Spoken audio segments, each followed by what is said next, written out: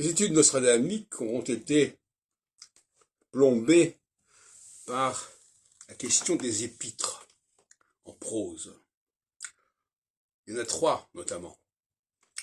Il y a l'épître à César, la préface à César, l'épître au roi Henri II et l'épître au pape Pie IV.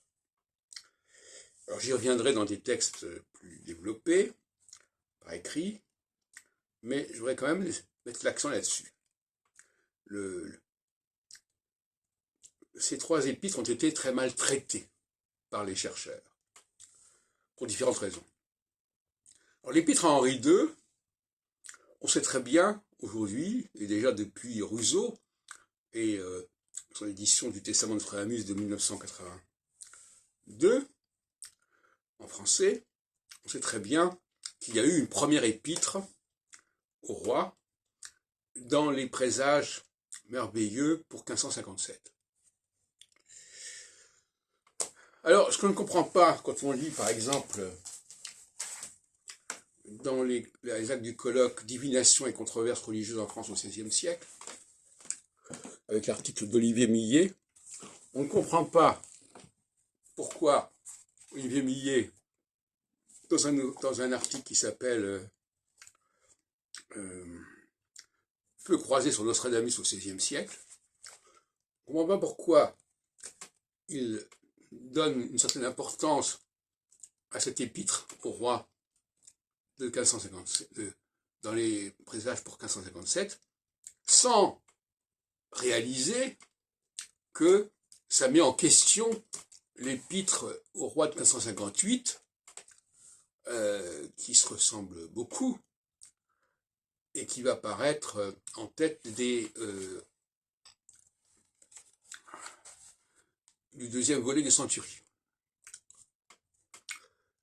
De la même façon, on constate que dans l'édition de Chevignard sur le recueil des présages présaïques, il est question de cet épître de 1557.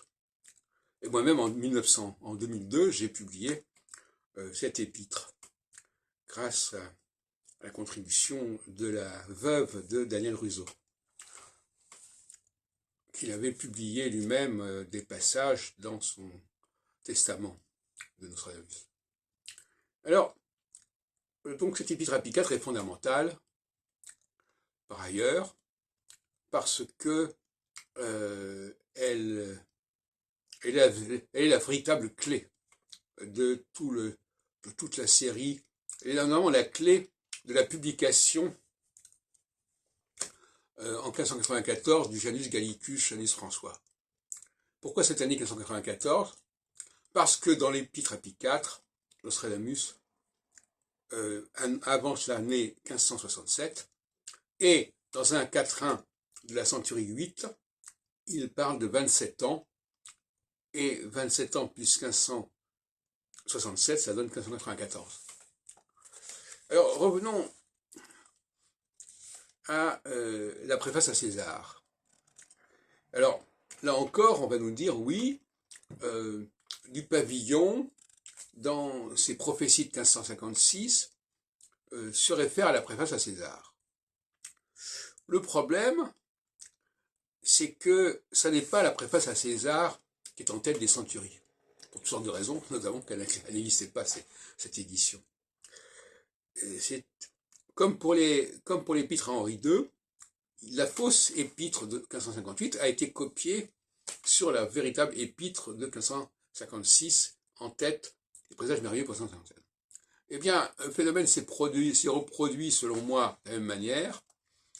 Couillard se réfère à un ouvrage comportant la préface à César, la première préface à César, et celle-là on ne l'a pas retrouvée, sinon à travers les passages repris par Couillard, et c'est cette préface à César qui servira à fabriquer la fausse préface à César.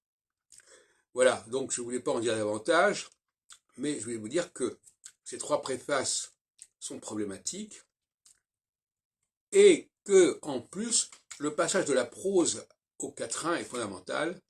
on ne comprend pas certains quatrains de la centurie 8 si on n'a pas compris que cette centurie 8, commencée au départ, était précédée par l'épître à Pie IV, qui parle justement de l'Antéchrist de 1567 et par conséquent, c'est bien cela qui va donner la clé du système et de la publication de 1594 par Chavigny.